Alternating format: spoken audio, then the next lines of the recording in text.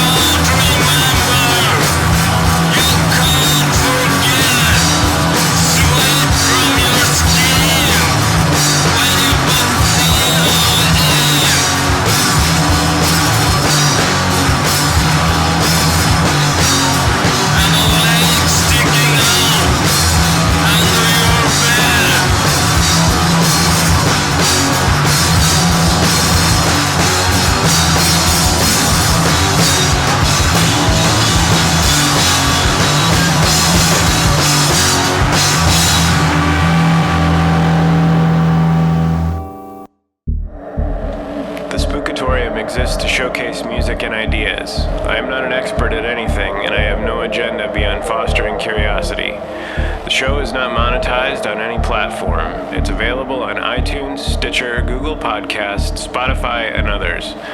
A video version is available on the Cryonic Mind YouTube page. If If you can like, subscribe, comment, etc., it helps the show's visibility. If your music was featured here and you'd prefer it was not, let me know and I will remove it from the feed. You can reach the show at spookatorium@gmail.com. The website can be found at spookatorium.org, and your comments are always welcome. Thanks very much for spending some time here.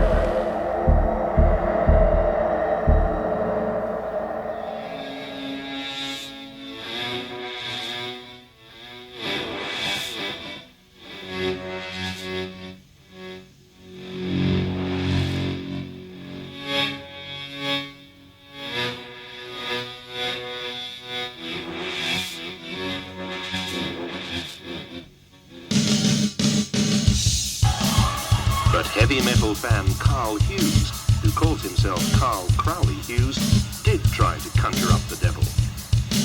He desecrated his local church in Conway and stole vestments and altar ornaments for use in his own satanic rituals. The change of personality totally vivid me.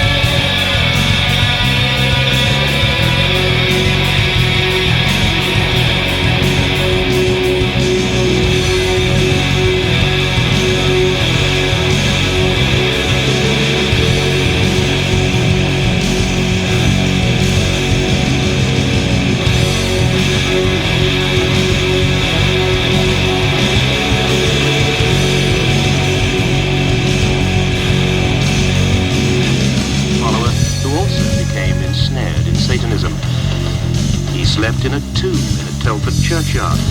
The satanic rituals he practiced took him to jail for the killing of his best friend. In this bedroom, Newell stabbed Philip Boone 5 times around the heart. He's now serving 7 years for manslaughter.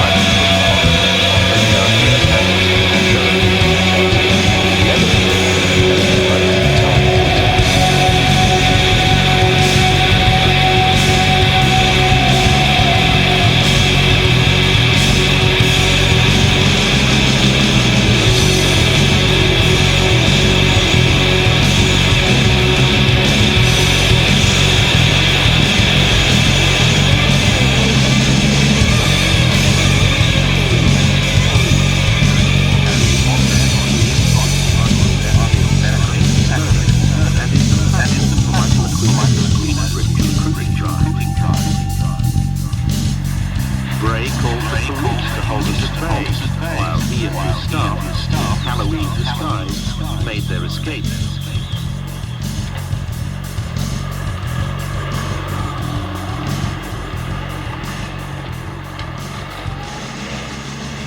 Mr. Bray, we'd like to talk to you about the business you conduct.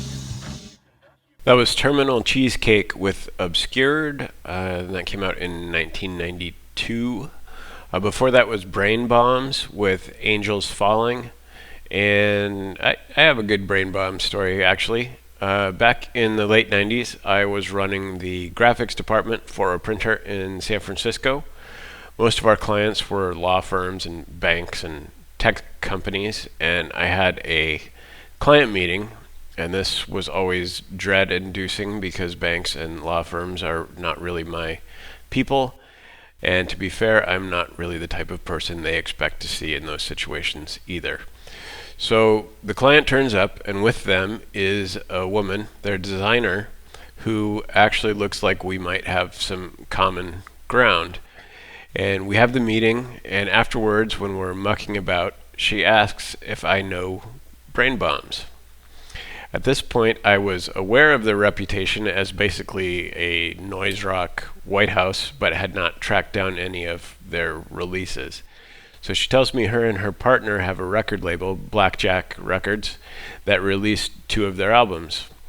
And the next time we met, she brought me copies of their first 2 releases that Blackjack put out. And so we all have her to thank for that Brainbombs track. And that remains one of the best things that has happened while I was on someone else's clock.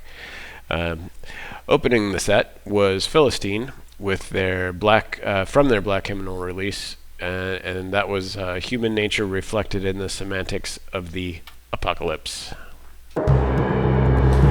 Mind your fingers and toes as we step to the carousel of cryptids and creeping things that lurk throughout history and along the back roads that stitch your neighborhoods together. The idea of the Bullebak is mentioned in a play as far back as 1618, and it appears again in 1695 in the autobiography of Isabella de Melus, which is subtitled Sex, Child Rearing, and Popular Belief in 17th Century Holland. It's described there as a monster used to intimidate children into behaving properly, which suggests it has lived in the collective mythology for some time. There are some different regional names that share traits with the Bullebak, like the Boozhopper. That creature is described as a 9-foot-tall monster with scales, sharp nails, a set of horns, big sharp teeth, and green eyes that light up, but there doesn't seem to be any consensus on what the Bullebak looks like.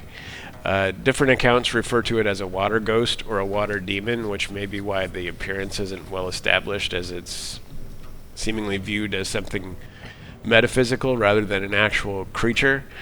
Its name roughly translates to mean bully, and from what I understand, it's still used in modern day to describe sort of undesirable people.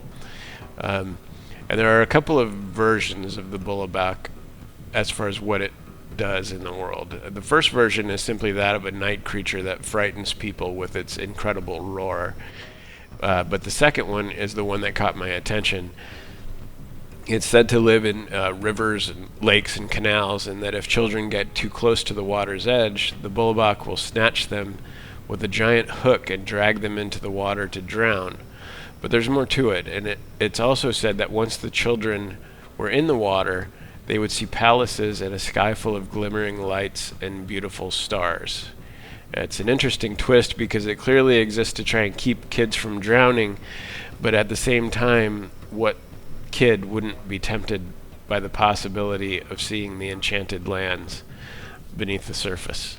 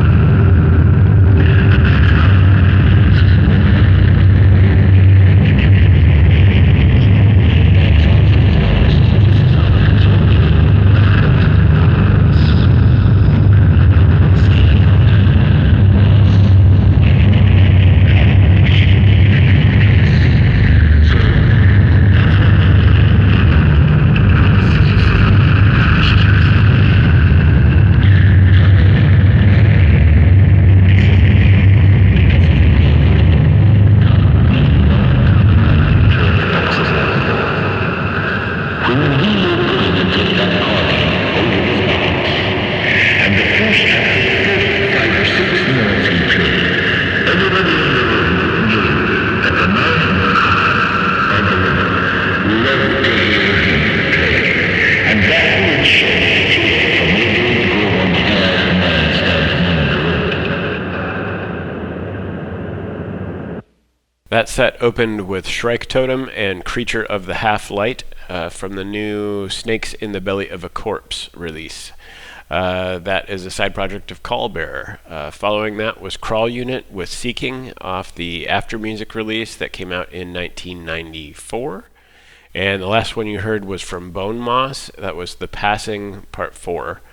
And up next is Killus with Eternal Damnation off her recent release, My Lady of Perpetual Sorrow.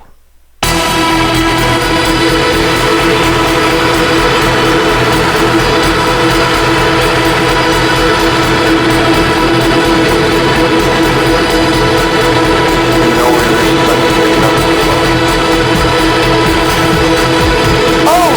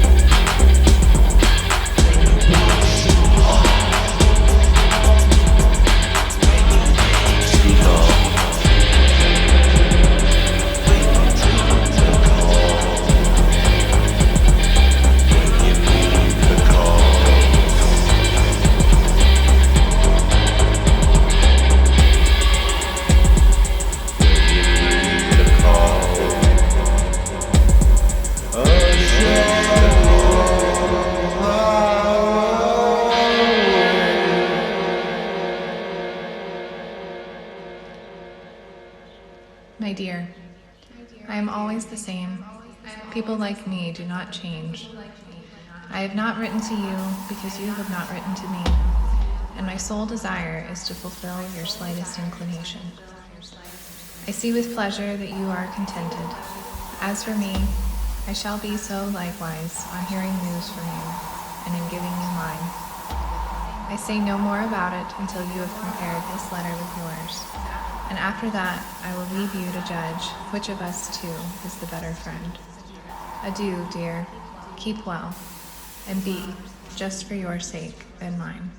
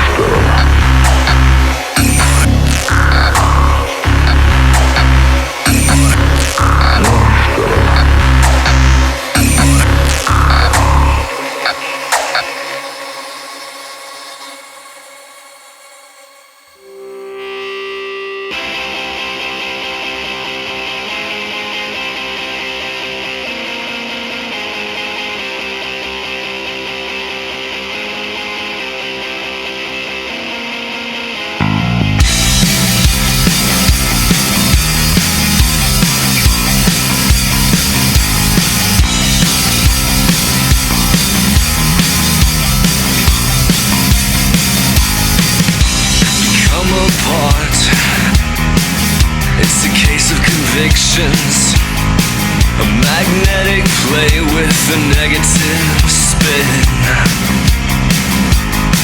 And after all we've tried, it makes too much difference. We speak in too many different tongues.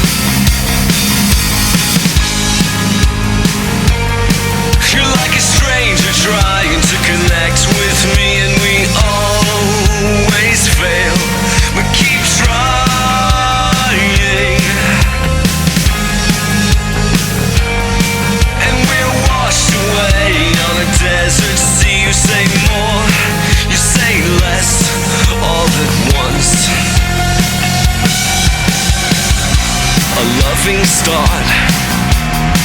We undress like children. Or maybe love's just a second thought. You say the signs come around and they'll calm us down. I say no one comes around until the bombs hit home. This conversation is a masquerade, slip in and out of silence.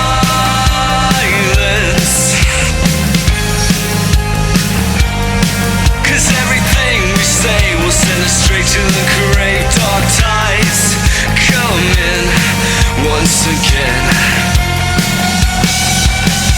Once before and once again, we make the beds we're lying in.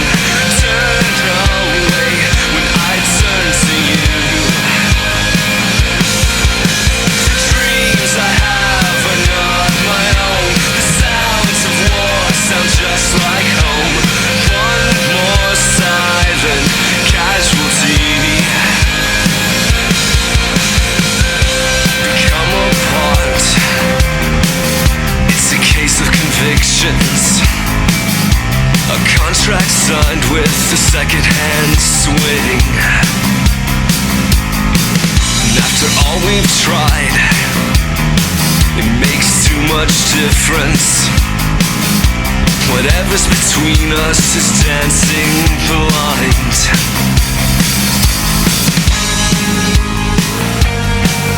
Come closer now and don't speak to me. Take shelter here in silence.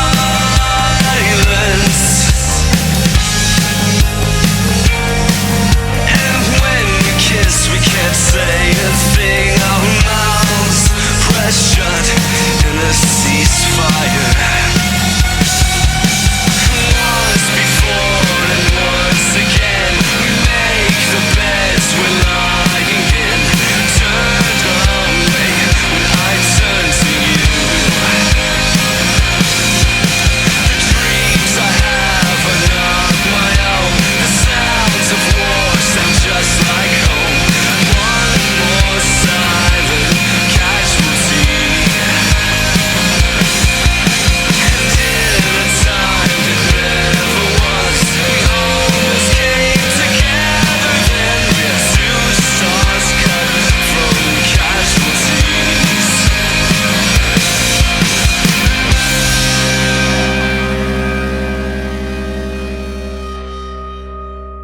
That was Blacklist with Language of the Living Dead from their 2009 album Midnight of the Century, and that record is just plain fantastic. I love it. Before that was Nadragea with Empty Room, and before that one was Highmarks with a track from their new EP Never Fight Explosive Fires. That track was called Shorn Explosive Mix, and that is a project from Drew, who is also in Yellow Bulb, which is I played that a few weeks ago. Finally, opening that set was Killus with Eternal Damnation. That is going to do it for this episode. Thanks as always for tuning in. There is time and money that goes into keeping this going, so I really appreciate those of you that listen. Leave a review, tell a friend, keep it just between us, but thank you. To sound the closing gong this week, I am going to turn to a record that I've been listening to a lot recently. This is Flower with Lethargy.